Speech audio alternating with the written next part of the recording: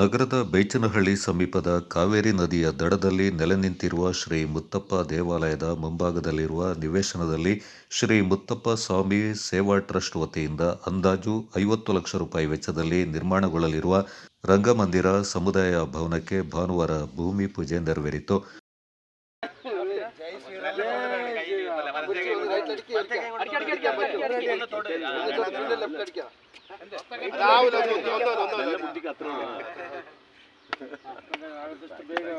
Hanumantha ಎಡಗೈಯಣ್ಣ rate ಹಾಕಿ ಅಣ್ಣ.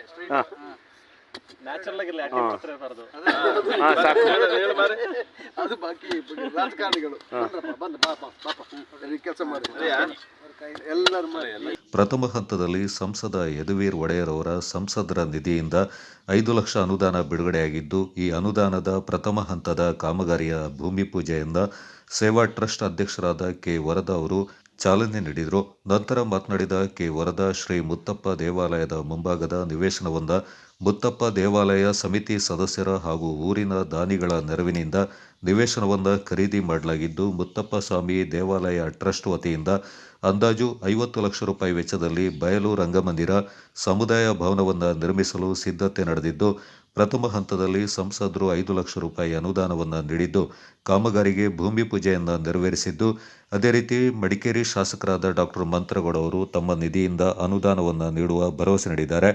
ಇನ್ನು ಉಳಿದ ಕಟ್ಟಡದ ಕಾಮಗಾರಿಗೆ ಹಣವನ್ನು ಮುತ್ತಪ್ಪ ದೇವಾಲಯದ ಸದಸ್ಯರು ಹಾಗೂ ಊರಿನ ಕೊಡುಗೈ ದಾನಿಗಳ ಮೂಲಕ ಹಣವನ್ನು ಸಂಗ್ರಹ ಮಾಡಿ ಶೀಘ್ರವಾಗಿ ಕಟ್ಟಡವನ್ನು ಪೂರ್ಣಗೊಳಿಸುವ ಮೂಲಕ ಜನಸಾಮಾನ್ಯರು ಮತ್ತು ಮಧ್ಯಮ ವರ್ಗದ ಕುಟುಂಬದವರು ನಡೆಸುವ ಶುಭ ಕಾರ್ಯಗಳಿಗೆ ಹಾಗೂ ಮದುವೆ ಮುಂತಾದ ಸಮಾರಂಭಗಳಿಗೆ ಕಡಿಮೆ ವೆಚ್ಚದಲ್ಲಿ ರಂಗಮಂದಿರ ಸಮುದಾಯ ಭವನವನ್ನು ನೀಡಲಾಗುತ್ತೆ.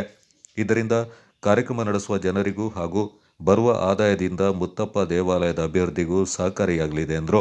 ಈ ಸಂದರ್ಭ ಟ್ರಸ್ಟ್ ಉಪಾಧ್ಯಕ್ಷ ಬೋಬಿ, ಸದಸ್ಯ ಹರೀಂದ್ರನ್, ಆಡಳಿತ ಮಂಡಳಿ ಅಧ್ಯಕ್ಷ ರಂಜಿತ್ ಕುಮಾರ್, ಸಂಚಾಲಕ ಎಂಎಸ್ ಮಣಿಕಂಠ, ಉಪಾಧ್ಯಕ್ಷ ವಿಮಲ್ ನಾಯರ್, ಕಾರ್ಯದರ್ಶಿ ವಿನು ಕಮಲ್, ಸಹ ಕಾರ್ಯದರ್ಶಿ ಸಂದೀಪ್, ಸದಸ್ಯರು ಮತ್ತಿತರ ಪ್ರಮುಖರು ಪಾಲ್ಗೊಂಡಿದ್ದರು.